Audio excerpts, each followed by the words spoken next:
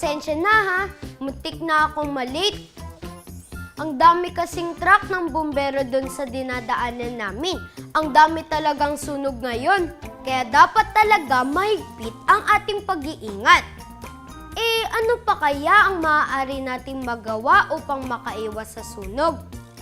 Samahan niyo ulit kami ni Chief Marshal na pag-aralan ng tungkol dito. Tara mga bata! Magandang hapon po ulit, Chief Marshal. Magandang hapon, Benz. Sa isang batang katulad ko po, ano po ang maaari naming magawa kung may sunog man po? Actually, marami na tayong kwento na may mga bata na katulad mo, no, na bata pa sa'yo, kasing edad mo, na malaki ang naitulong niya dahil sa sunog. Dahil nung nagkaroon ng sunog, siya mismo nakakita ng sunog, inalarma niya ang kanyang mga kasama, pati na ang kanyang nanay at tatay. And then, nakalabas kaagad yung mga tao sa loob ng bahay, na-save niya ang buhay. So, ang magagawa mo ng mga bata na katulad mo ay siguraduhin, gawin itong mga tinuturo ng mga taga-BFP, kung ano mga safety reminders, huwag kayong maglaro ng mga bagay na posibleng magdulot ng sunog. So malaki ang role na gagampanan ng mga batang katulad mo. Hikayatin mo ang inyong mga kalaro na huwag maglaro ng mga kandila, posporo, para sa ganun ay malaking tulong ang magagawa ninyo sa atin. May mga paraan po ba para maiwasan po ang sunog? Actually, maraming paraan para maiwasan ang sunog.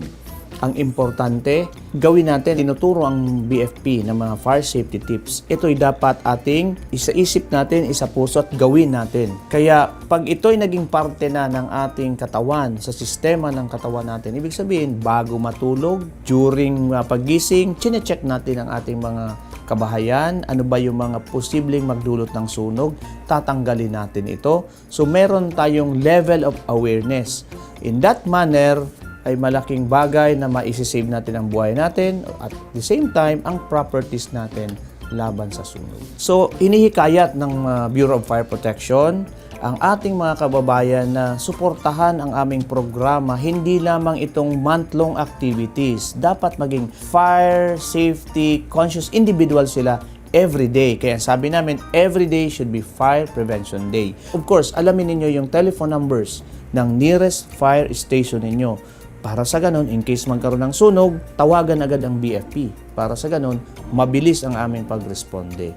We have our hotline na 729-5166. Diyan po yan sa buong NCR. Emergency hotline na 117. So muli po, nandyan ang Bureau of Fire. Ready kaming rumisponde in case of emergency for as long na tumawag agad sa amin. Again, suportahan ang aming programa. Maraming salamat po, Chief Marshal. Maraming salamat din, Benz. Ayan, kids!